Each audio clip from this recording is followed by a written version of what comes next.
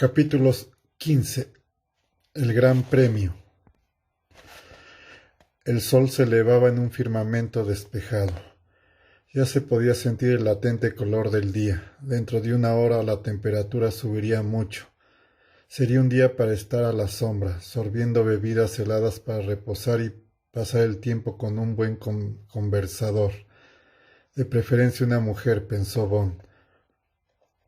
No había dormido bastante. Había pasado una hora con el SAT. Esa gente tenía reservadas algunas tretas, pero también las tenía el SAP Turbo de 007.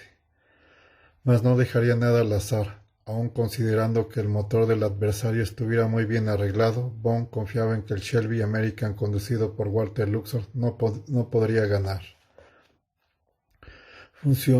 Funcionando a toda su capacidad el turbocargador, un SAT 900 normal podía alcanzar una velocidad de 200 km por hora fácilmente.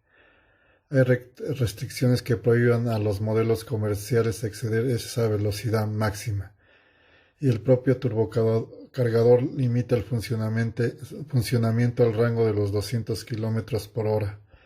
Mas si se aumenta la presión del combustible para acrecentar el empuje y se adapta el equipo especial para competencias, se obtiene un funcionamiento realmente superior. Bond sabía que fuerzas policíacas de algunos países que incluían estas variaciones. ¿Qué objeto tenía que usemos un turbo si no podemos alcanzar un turbo comercial?, le había comentado un jefe policíaco. El propio Bond había ya alcanzado 288 km por hora en una pista abierta, luego de adaptar a su vehículo el nuevo sistema de inyección de agua, y no había razón para que no repitiera la hazaña hoy. No temía la posibilidad de un reventón de neumático o de que una bala bien colocada le perforara una rueda, pues su vehículo personalizado rodaba sobre neumáticos Michelin Auto Porter, idénticas a los TRX, que son los estándar. Los Autoporter poseen propiedades mencionadas, solo esto se menciona en voz baja dentro de la industria automovilística. No habrá problemas, pensó Bond mientras llevaba la bestia plateada con el aire acondicionado funcionando a plena capacidad. Por el camino lateral que corría fuera del circuito, Marcus Bismaker estaba claramente visible, acompañada de Nena y Cedar, frente al graderío, el cual parecía estar ocupado en 3/4 partes. Obviamente el personal de Bismaker había acudido o había sido obligado a acudir a presenciar la carrera. Bond condujo el SAT al camino conducente a los focos y se detuvo junto al grupo de Bismaker. No se veía por ninguna parte Walter Luxor ni el Shelby American. James luces muy bien. La sonrisa de Nena Bismaker era tan natural que Bond no pudo evitar darle un beso en la mejilla, algo que normalmente no hacía. Entonces se percató de que Cedar Leite lo miraba con enfado. Buenos días, Cedar saludó besándole en ambas mejillas, 2 veces para que haya suerte. Para su comodidad, Bond llevaba puesto un traje de corredor de colores azul claro y rojo, adquirido junto con otros artículos de Springfield, y casi nada más. Sabía que aún con el aire acondicionado haría mucho calor detrás del volante, especialmente si Walter Luxor lo presionaba. James, espero que hayas dormido el sueño de los justos, rugió Bismaker con su habitual alegría, dando a Bond una palmada en la espalda lo suficientemente fuerte para hacerle arder la piel. Oh, claro, como el proverbial tronco. Bond miró abiertamente la cara de Bismaker. Se había desvanecido de ella todo indicio de la tensión de la noche anterior. ¿Quieres realizar algunos recorridos de práctica, James, antes de iniciar la carrera? La pista luce sencilla desde aquí, pero te aseguro que la trampa y la curva en zigzag en la parte lejana son auténticos problemas. Lo sé porque yo la construí. Bien, daré un par de vueltas para reconocerla. Bond señaló con la cabeza las bombas de combustible. Luego llenaré mi tanque, revisaré el aceite y esas cosas. Tengo todo un equipo de personal dispuesto para ti, James. Bismaker señaló a 5 de sus hombres ataviados con monos. Son expertos. ¿Quieres revisar tu llanta de repuesto por si necesitas un cambio? Tenemos todo lo necesario a tu disposición. Ya me las arreglaré. La carrera consta de 10 vueltas, ¿no? Sí, y no olvides que aquí está el equipo que necesitas. necesitas ayuda. Tenemos jueces de pista vigilando por si algo sale mal.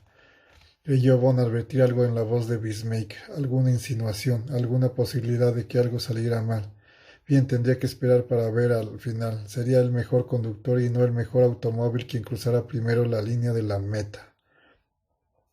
Bond saludó con la mano al grupo, guiñó un ojo a Cedar y abordó el SAT, se puso los guantes y se ajustó los lentes oscuros Polaroid. Antes de entrar al emparrillado, Bond echó un rápido vistazo final a los instrumentos. Daría 2 vueltas para atraer a la suerte. Pensó el primer recorrido lo haría despacio, a unos 120 kilómetros por hora, donde fuera posible, y aumentaría más la velocidad en la segunda, llevando el SAT hasta cerca de los 160, y no más. Guardaría sus haces en la manga. Sonrió, metió en la primera velocidad, quitó el freno de mano y arrancó, aceleró y engarzó la cuarta mientras el velocímetro alcanzaba los 80 y daba al automóvil una fracción más de potencia para llevar las revoluciones por encima de las 3000. Luego entró en acción el turbo, con un reconfortable zumbido para llegar a los 120 kilómetros por hora.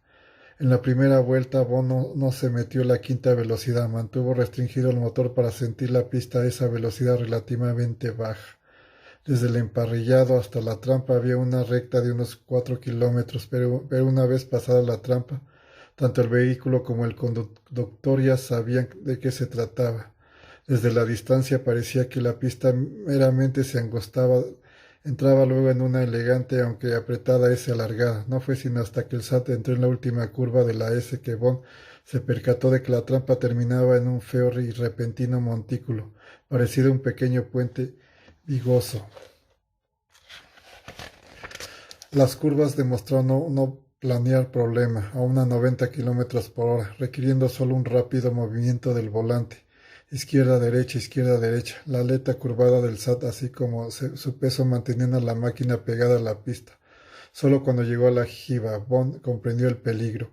Circulaban a 90 kilómetros por hora. El vehículo se separaba del suelo durante un segundo al elevarse en la fácil curva final.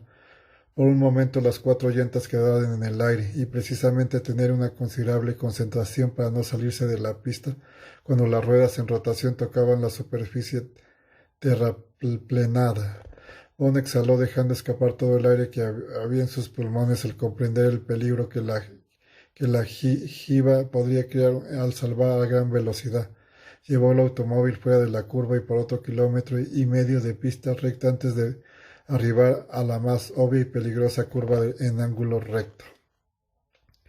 Mantuvo una velocidad de 110 kilómetros con los cambios bajos hasta casi el último momento, entrando en el ángulo recto en tercera, pero manteniendo la potencia para asegurarse de que no hubiera tendencia a patinar hacia afuera.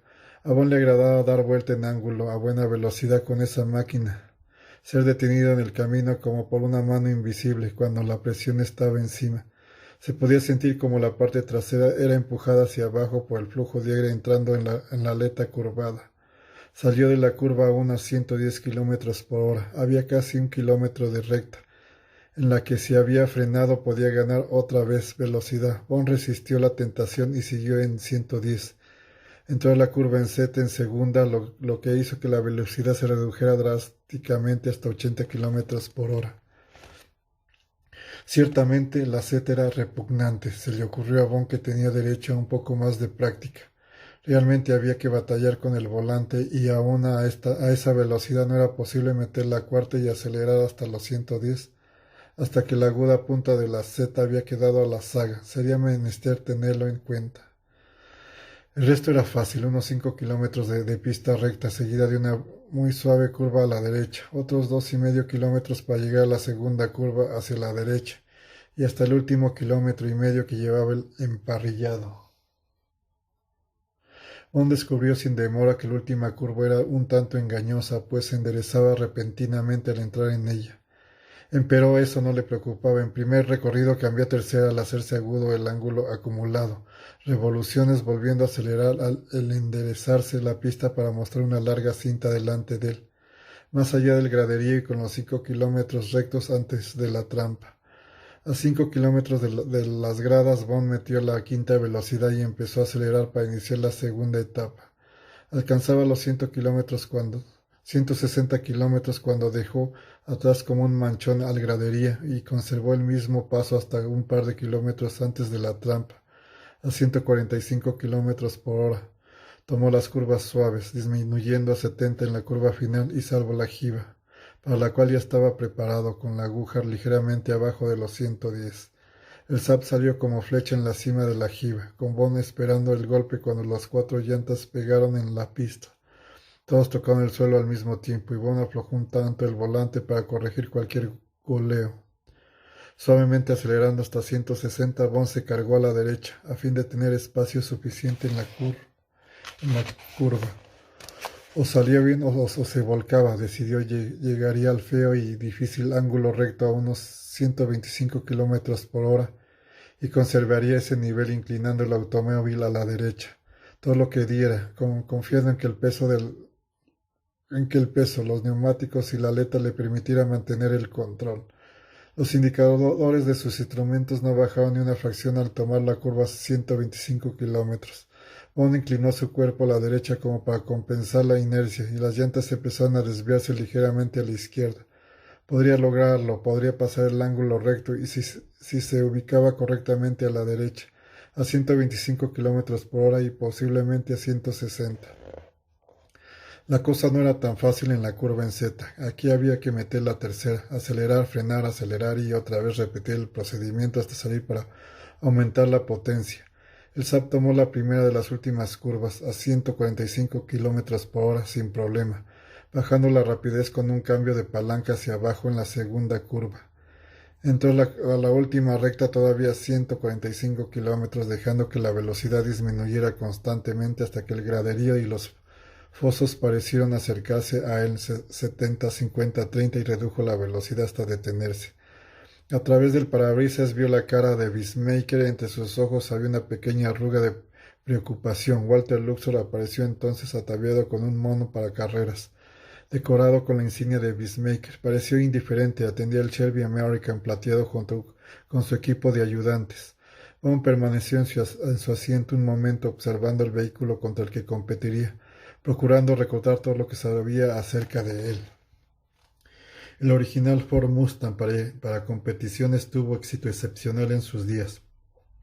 Ocupó los lugares primero y segundo en la gira de Francia en 1946 para automóviles de turismo, donde sus muchas variantes tuvieron buenas actuaciones. El GT 350, como se designara la variante Shelby American del Mustang, poseía la esbelta línea de carrocería de la antigua variedad Fastback, siendo las obvias alteraciones exteriores una gran pala de aire sobre el capó y palas de aire de las ruedas traseras. Las primeras versiones por lo general tenían fibra de vidrio alrededor del capó y había multitud de combinaciones de motor y transmisión junto con el necesario paquete para manejarlo especial destinado a contener el alarmante balanceo que se producía al tomar curvas con la suspensión Mustang ordinaria.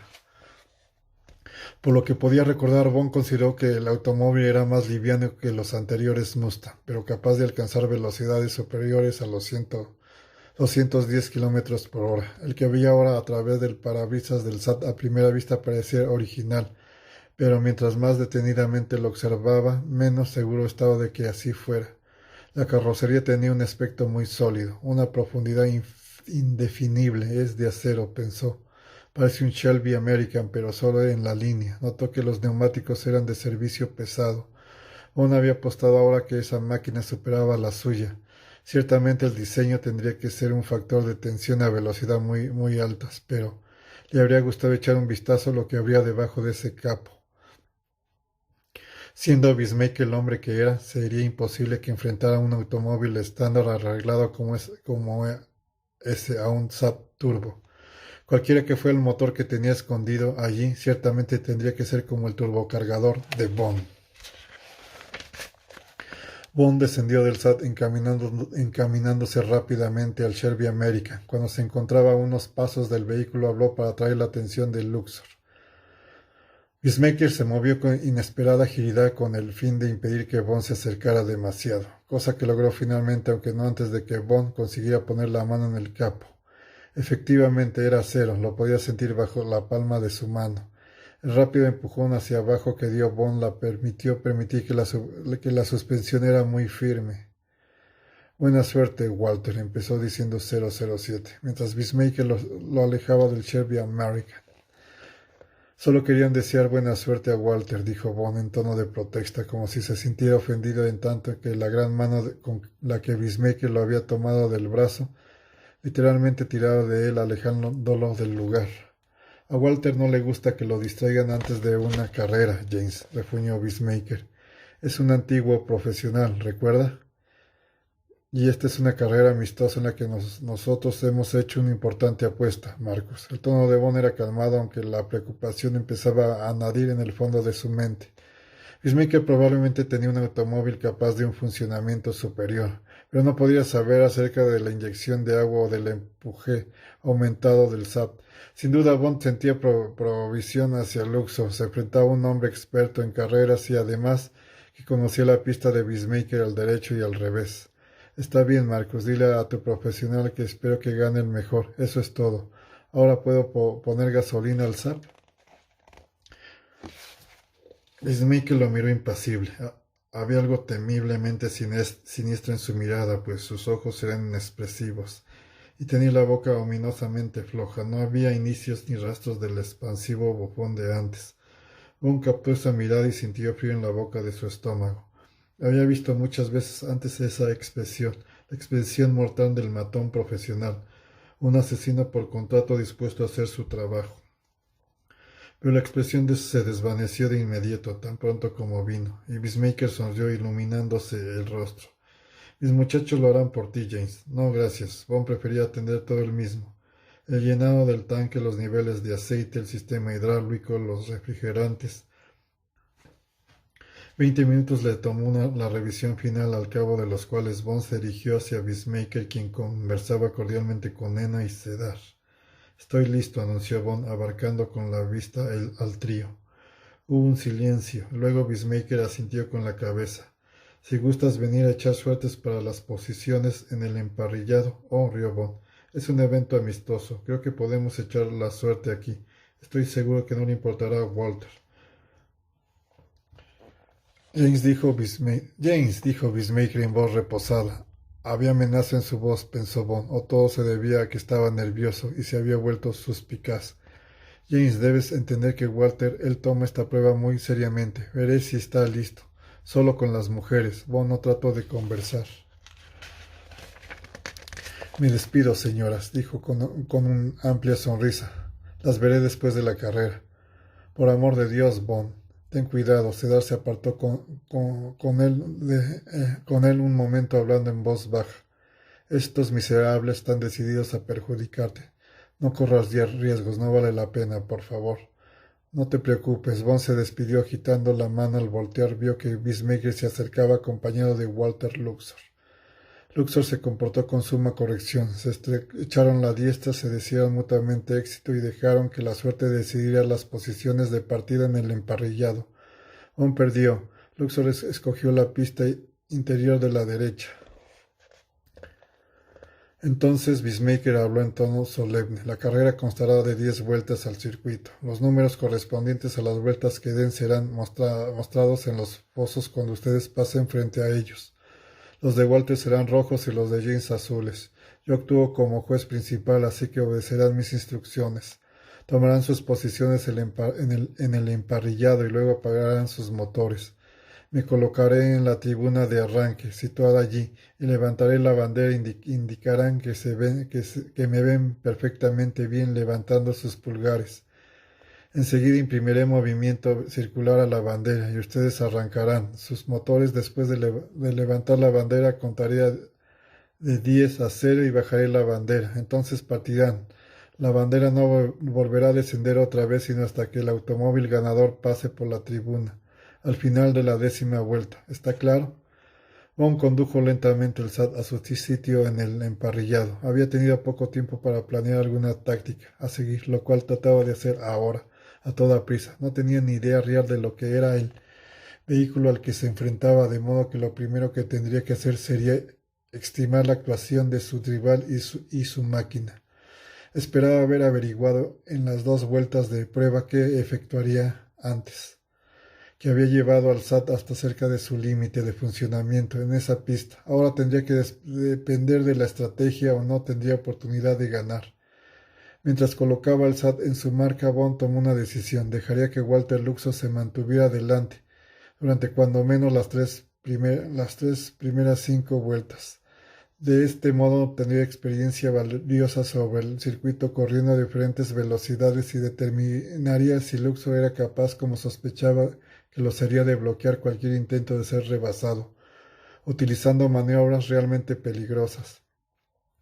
Siempre que Bond igualara la destreza de Luxor y en vista de que el SAT era lo bastante poderoso para mantenerse cerca de su rival, él empezaría a tratar de adelantarse al comenzar la 6ª vuelta.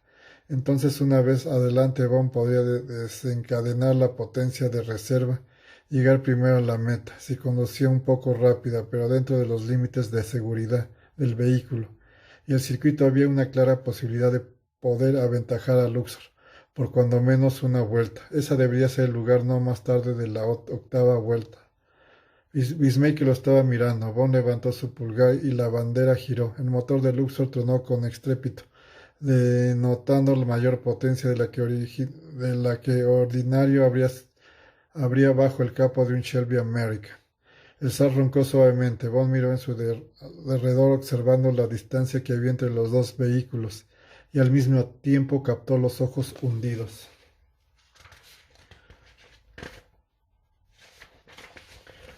de Luxor. Pareció taladrarlo con una expresión de intenso odio. Bond miró delante presto a partir. La bandera subió. Bond metió la primera velocidad, soltó el freno de mano y apretó su pie derecho para pisar el acelerador. La bandera cayó. El presunto Shelby American sacudió su cola al arrancar. Raudó del emparrillado en vista del veloz comienzo. Luxor estaba dispuesto a superarlo de manera aplastante. Mientras Bond comenzaba a aumentar la potencia, comprendió que el chofer de Bismarck intentaba ganar mucha distancia entre ambos. El tiempo más breve, el 007, pisó con fuerza el acelerador, haciendo accionar sin demora el turbo y acrecentando la velocidad. Ya Luxor debía estar haciendo 160 kilómetros por hora en la recta, antes de la trampa. Bond siguió aumentando la presión, oyendo zumbar el turbo como un motor de retropropulsión, en tanto que metía la quinta y pasaba la marca de los 193 kilómetros por hora, lo que llevó cerca de la inclinada cola del auto de Walter Luxor. Cosa de un par de metros de distancia separaba a los vehículos por los que Bond se vio forzado a desacelerar para conservar los 160 kilómetros, viajando directamente detrás del Luxor. Vio encenderse las luces de frenado de Luxor al entrar en la trampa. Bond movió la palanca de cambio para no usar sus frenos, alivianando la presión en el cruce de la trampa. Su velocímetro indicaba alrededor de 112 kilómetros, mientras que Luxor parecía volar sobre la jiba de la pista. Bond salvó la jiba a poco menos de 112 kilómetros. Aflojó sus manos en el volante hasta que sintió el golpe del SAT al hacer contacto con el suelo. Luego volvió a accionar la palanca de velocidades a la vez. Presionaba un tanto el acelerador.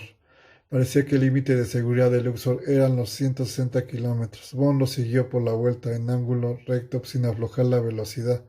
Dejó que el SAT se corriera atrás del Shelby American, hacia la derecha. Luego viró con fuerza a la derecha, sintiendo protestar a los neumáticos traseros, mientras estos mantenían su agarre. 10 de estos giros y el hule realmente comenzaría a arder, pensó Bond. Para el momento en que la experiencia hubo sido asimilada, se hallaba ya en la curva en Z.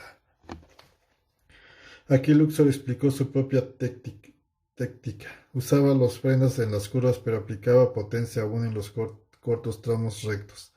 Pasaron a la próxima recta. Bond comprendió que deberían tomar la Z a un mínimo de 112 kilómetros, aumentando a 128 kilómetros. Sin duda, Luxor no solo era confidente, experto técnico, sino además un hombre con nervios de acero. Sin embargo, en esa larga recta apenas llevó el automóvil plateado arriba de los 160. Antes de llegar a la primera de las dos curvas finales, Bond decidió que Luxor viajaba alrededor de 160 kilómetros por hora, con posiblemente 64, tal vez 86 en reserva para la recta cuando lo necesitara. Era una buena técnica. El circuito requería precisión en la velocidad y trabajo duro, así como concentración. Aventajaba sus argucias, se susurró Bond a sí mismo. A su juicio, Luxor iba a mantener ese ritmo hasta las últimas tres o posiblemente cuatro vueltas, y luego, seguro de que Bond estaría cansado y corriendo el SAT a todo lo que daba, aceleraría y se adelantaría recurriendo a su máxima velocidad. Velozmente dejaron atrás el graderío. De un vistazo, Bond vio que el velocímetro señalaba una fracción por arriba de los 160 kilómetros. Luxor se había adelantado ligeramente. Tal vez era hora de cambiar de táctica. No había que esperar hasta más adelante en la carrera. Se mantendría pegado a él en esa vuelta. Entonces decidiría cuándo realizar su primer rebase. Para cuando habían negociado la segunda vuelta y pasaba ante el graderío, Bond estaba sudando, trabajando duro y aún renuente a usar los frenos, controlando la velocidad con los cambios y el acelerador. Decidió que sería el lugar ideal mientras se dirigía zumbando hacia la trampa. Cuando terminaran la tercera vuelta, se soltaría. El SAP estaba a menos de un metro detrás de la cola cuadrada del automóvil de Luxor. Al salir de la última curva de la tercera vuelta, ahora pensó al ver que Luxor se desviaba ligeramente a la izquierda. En realidad no había espacio suficiente, pero si él obedecía las reglas, Luxor tendría que dejar pasar a Bond. Hubo una leve presión sobre el volante y el SAT se corrió a la derecha muy cerca del Shelby American. Se hizo un poco más a la derecha. Bond vio el borde de la pista demasiado cerca de su rueda delantera. Mas continuó presionando, metió la quinta velocidad y pisó con fuerza el acelerador. El turbo reaccionó sintiendo en el empuje de potencia como si fuera un motor de retropropulsión. La nariz del SAT llegaba ya a la mitad del chasis del automóvil del Luxor, aprestándose inequívocamente para rebasar. Entonces, horrorizado, vio a Luxor virar en ángulo poniendo delante para cerrarle el paso. A la vez que aumentaba la velocidad, Bond tuvo que frenar con fuerza para no chocar contra el costado del otro vehículo. En fracción de segundo el SAT había quedado otra vez perdiendo terreno. Canalla, musitó. Bond para sí accionó la palanca de velocidades, perdiendo rapidez para cruzar la trampa. Una vez pasada esta, volvió a pisar el acelerador, acercándose a su adversario, de modo que entraron a la curva en ángulo recto casi juntos. Esta vez Bond sintió una desviación considerable, corriéndose el SAP a la izquierda en los momentos finales de la vuelta. Miró las cifras digitales del velocímetro y no le extrañó que se hubiera producido el recorrido. Las cifras registraban 168, y para cuando se percató que la velocidad llegaba a los 200 kilómetros por hora, el zigzag de la curva en Z estaba sobre ellos. Habría que hacer el intento de la recta larga, pensó Bond, obligando al miserable a salir de la pista si era menester. El SAP tenía el peso necesario para hacerlo. Al salir de la curva en Z, Luxor seguía acelerando, pero Bond no estaba dispuesto a perder un solo centímetro, y trataba de ubicarse en posición apropiada para intentar el rebase. Entonces ocurrió. Sabía que más tarde no podía probar nada. Se culparía sin lugar a dudas al turbo sobrecalentado, o se presentaría alguna otra excusa. A la sazón empero vio claramente tanto la maniobra como el acto. Luxor aceleró ligeramente, adelantándose unos veintenas de centímetros, cuando más metro y medio. Cuando Bond pisaba el acelerador del SAT, vio claramente caer un pequeño objeto de la defensa trasera del Luxor.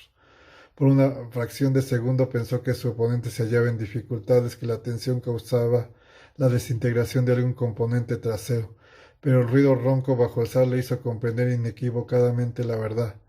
Luxor había soltado un artefacto incendiario arreglado para encender al tocar el piso. Lo único de lo que Bond se dio cuenta después de eso fue que una nube de fuego rodeaba el automóvil para luego desaparecer rápidamente. Estaban más o menos a la mitad de la penúltima curva. Bond pensó en su principio que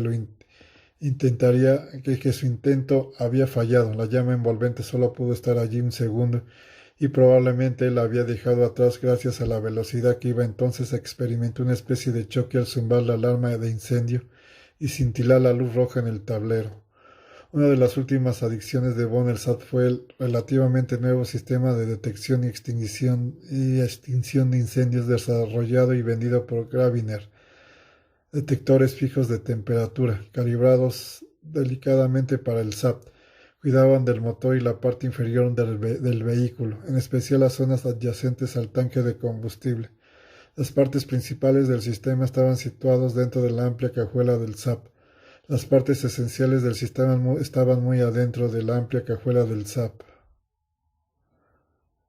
En una base protegida se asentaba un recipiente de cromo y de acero sin costura, lleno a presión del más eficiente de los extinguidores, el Alon 1211.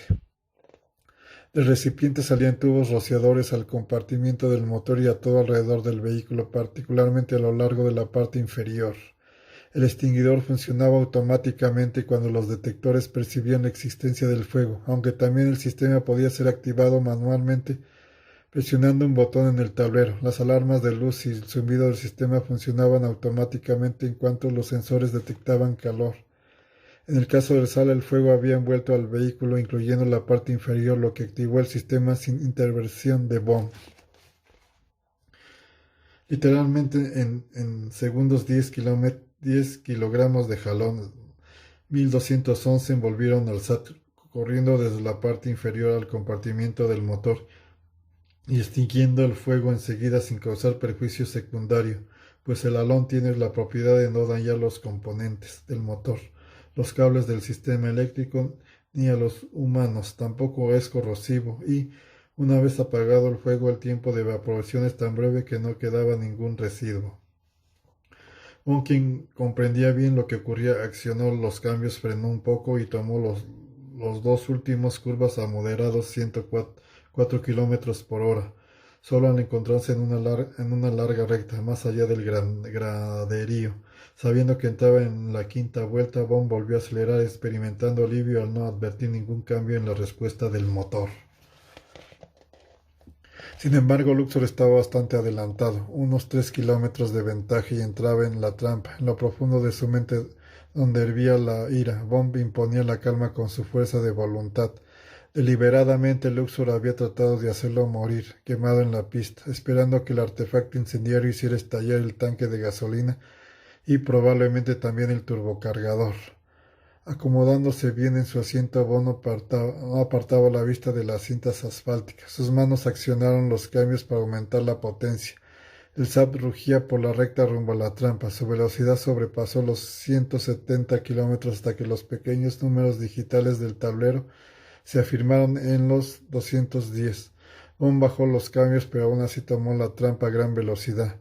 El SAP se elevó como aeroplano, girando en el despegue para rebotar primero sobre las ruedas traseras. Casi fuera del control, Bond tuvo que batallar con el volante. La cortina de árboles de la orilla de la pista entró en el campo de visión. Oyó protestar los neumáticos hasta que se volvió a poner en línea el automóvil, imprimiéndole un poco más de velocidad, reduciéndola luego al acercarse la curva en Z. De allí en adelante era cuestión de acelerar en las rectas y tratar de que el SAT alcanzara toda su potencia para acercarse a Luxor, quien ahora corría todo lo que podía aferrándose a su ventaja. Necesitó dos vueltas para ubicar al SAT junto a su adversario. Entonces, casi pegados, cruzaron la línea una vez más para iniciar la octava vuelta. Bond buscaba la oportunidad de rebasar mientras Luxor acumulaba cada vez más potencia. El 007 estimó que Luxor se sentía acosado. Mientras más aceleraba a él, más se atrevía Luxor a correr riesgos. Todavía su actuación era inmaculada. Contrarrestaba cada uno de los movimientos que hacía Bond, pero la velocidad parecía ser su punto débil. Se arriesgó a pasar la trampa en ángulo recto y la curva en Z dentro de los más estrechos límites de seguridad. Novena vuelta, solo faltaba una y todo habría terminado. Por la penúltima vez el gradería pasó borroso junto a ellos. Bond se percató de que involuntariamente rechinaba los dientes. Cualquiera que fuera las circunstancias, tenía que haber una forma de sobrepasar a Luxor. La idea germinó con rapidez en su mente. Había una oportunidad en mil. Era un riesgo que podía terminar en desastre. Pasaron por la trampa, reduciendo Luxor esta vez la velocidad al tocar la jiba. Tal vez finalmente los nervios lo estaban traicionando. Ahora llegaba durísimo, peligrosa curva en ángulo recto. Luxor se subió lo más que pudo a la derecha. Sus ruedas casi tocaban la hierba de la orilla de la pista, a fin de poder tomar la difícil curva a 160 kilómetros por hora. Von un metro más o menos alrededor de aquel casi hacia los 160. Luxor entró en la curva cargado a la derecha, luchando contra la tensión para mantenerse lo más posible cerca de la orilla, antes de que la presión y la velocidad obligaran al automóvil a desviarse a la izquierda. Llegó el punto máximo de la curva y el vehículo, sometido a la tensión angular, la velocidad y la torsión, comenzó a resbalar hacia afuera. Un toque a los frenos lo desaceleró levemente. Fue el momento en que Von había estado esperando, ese segundo en que Luxor se vio arrastrado a la izquierda y forzado a desacelerar. Von aprovechó su última oportunidad. En vez de seguir directamente de Luxor en su desviación, el SAT se desvió hacia la izquierda. Von controló el viraje con el volante, pues sintió que la tensión arrastraba al SAT aún más a la izquierda de lo que proponía el desviarse, y sabiendo que si las ruedas se atoraban, se podría girar y saldría de la pista. Entonces, durante un segundo apareció un espacio despejado. Pasó libre en la curva a la izquierda de Luxor. En un instante el vehículo de Luxor a su vez sería arrastrado hacia esa área despejada, tal como lo había ocurrido cada vez que había tomado la curva en ángulo recto. En esa fracción de tiempo, Von sintió firme el SAT, pisó con fuerza el acelerador, sintiendo que la aleta del SAT empujaba la cola abajo contra la pista. Su cuerpo fue arrojado hacia atrás en el asiento, aplicaba plena potencia al vehículo. Casi en voz alta, Von rezó porque la creciente velocidad del turbo venciera cualquier ulterior deslizamiento a la izquierda y porque pudiera mantener al SAT en la curva sin tocar la orilla. El turbocargador gimió, alcanzando una intensidad de sonido que por derecho debería haber acabado en alguna especie de explosión. De pronto todo pasó. El SAT salió disparado al lado del Shelby American. Los números del velocímetro llegaban casi a los 225 kilómetros. Von enderezó las ruedas e imprimió más potencia al motor. El frente del automóvil de Luxor debió estar a punto de rozar la parte trasera del SAT al rebasarlo. Von, por un momento, la baja carrocería del otro automóvil pareció llenar el espejo retrovisor del SAT. Luego retrocedió unas decenas de centímetros al reducir la velocidad para entrar a la curva en Z. Luxor se las arregló para mantenerse cerca del SAT, como si ambos vehículos los estuvieran unidos por un cable, pero al dejar Von atrás la última curva, metió la quinta velocidad en tanto que su pie presionó suavemente el acelerador. Teniendo finalmente el camino libre, adelantó el SAT, se lanzó en pos de la victoria. Llegó a los 240 kilómetros por hora en la recta larga. Disminuyó la velocidad en las dos esquinas y el comienzo de la última vuelta puso a prueba su vehículo en un punto, antes de la trampa. Los números del velocímetro tocaron la cantidad mágica de los 280 kilómetros, y luego un poco más en la final extensa recta, Luxor se había quedado muy atrás por unos 5 o 7 kilómetros. Solo cuando Von llevó al SAT hacia las últimas dos curvas empezó a desacelerar, dejando que disminuyera la velocidad. Entonces recorrió una vuelta más a un paso relativamente bajo para que la máquina se asentara y él se reajustara. Había visto la cara de Bismaker sombria y airada al bajar la bandera para proclamar a Von el ganador. Sin embargo, cuando el SAT finalmente entró a los pozos, mientras la gente del gradería aplaudía, no obstante que su compañero había perdido, Bismaker pareció haber recobrado el buen ánimo. Fue una carrera justa, James, justa y emocionante carrera. Tu automóvil sí que sabe moverse. Chorreando sudor, Von no contestó de inmediato, sino que volteó a ver a Walter Luxor, su cara de calavera más amenazadora que de costumbre. Llegar detrás de él. No sé cuán justa haya sido la carrera, Marcus, dijo Von finalmente. Si en verdad ese vehículo es un Shelby American convertido, me comeré mi traje de corredor. En cuanto a los fuegos artificiales, sí, ¿qué pasó allá? La cara sonrojada de Bismaker era el prototipo de la inocencia. A lo mejor Walter quiso fumar un cigarrillo y dejó caer un cerillo. Espero recibir mi premio, Marcos. Fue una gran carrera, oh, sí, ¿me disculpas?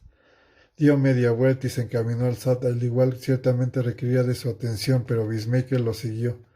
Ajustemos cuentas esta noche, James. Quiero decir que te daré tu dinero y tú me darás las estampas. Pero me temo que mi hospitalidad va a terminar. Comeremos esta noche a las 7:30, entonces arreglaremos nuestro negocio antes de comer. ¿De acuerdo? De acuerdo. Lo siento, pero debo pedirte que te vayas en la mañana. Es que tenemos que atender esa conferencia. Los primeros participantes llegarán esta noche. Creí que no te ocupabas de las conferencias, dijo Bond, quien ya estaba medio metido en el SAT tirando del seguro del capo. Peacemaker titubeó en contestar, luego rió no con su risa estruendosa, sino nerviosamente. Sí, sí, es cierto. No soporto las conferencias, realmente no soporto las multitudes. Y eso fue lo que finalmente me convenció de abandonar la política. ¿Sabías que hubo un tiempo que tuve ambiciones políticas? No, pero te creo. Bond mintió. Por lo general aquí te mantengo alejado de conferencias. Binmaker parecía buscar las palabras precisas. Mira, bueno, quienes vienen esta noche son todos ingenieros automovilísticos. Walter es un experto. Su rostro embozó una lenta, malintencionada sonrisa. Supongo que eso ya lo sabes a estas alturas. ¿Creerías que él construyó esa réplica del Shelby con sus propias manos? Con todo y sus agregados, dijo Bond levantando las cejas. Peacemaker prorrumpió en estrepitosa risa, como si todo fuera una broma inocente. Cualquiera de nosotros pudo haber muerto allí a causa de ese automóvil, reflexionó Bond. A pesar de todo, Peacemaker cree que se trató de algo cómico. El hombre parecido a un oso apenas hacía pausa para respirar. Bueno, siendo ingenieros todas esas personas y bueno, Walter les dirigirá la palabra mañana en la mañana. Les hablará de mecánica avanzada o algo parecido, tontamente, y para hacerlo feliz prometí estar allí, así que no tendré tiempo para atenderlos a Cedar y a ti. Muy bien, asintió Bond, nos iremos en la mañana. Luego echó atrás el automóvil. Sírvete de la barbacoa, gritó Bismaker por encima de su hombro. Bond se preguntó cuándo comenzaría la acción mientras veía al hombre alejarse con pisadas planas y pesadas. O bien Bismaker los dejaría salir del rancho para atacarlos entonces, o lo haría aquí en su propiedad. Si se decidía por esto último, se perdería todo. Necesitaba hablar con Nena, entre otras cosas, y luego entrar al túnel para estar presente en el centro de conferencias, la cual era su última esperanza de obtener información valiosa. Si Bismaker atacaba primero, se perdía toda la misión. Desde el comienzo, Bond estuvo seguro de que los espectaculares y letales secuestros de aviones eran parte de su plan del resurgido espectro. Una operación destinada a recaudar dinero para algo mucho más grande. Allí estaba el centro de operaciones, lo mismo que el sucesor de Ernest Starbuck Bluffett. Ahora, tras escuchar las palabras de Bismaker, sabía que sería necesario perderse de vista en cualquier momento, aunque ello significaba dejar que se encarara algún peligro. ¿Sería Luxor o Bismaker? Se preguntó quién era el nuevo Bluffett, quién de ellos era la clave. Aumentó la preocupación de Bond mientras trabajaba en el SAT, el cual llevó luego a las bombas de gasolina. Prefería tener siempre el tanque lleno, lo mismo que sus niveles de aceite y el refrigerante. Luxor no se había molestado siquiera en felicitarlo por su victoria, y lo que era peor, Cedar había desaparecido sin cambiar una palabra con él, trasladada junto con él a otra parte por el personal de seguridad. Después de la peligrosa carrera en el curso de la cual aumentó la adrenalina en su organismo, James Bond experimentó una reacción parecida a la depresión. No se veía por ninguna parte a Bismaker y solo un par de chefs cuidaban de lo poco concurrida barbacoa. Bond se aproximó a donde estaba el alimento y se sirvió un gran bistec, pan y café.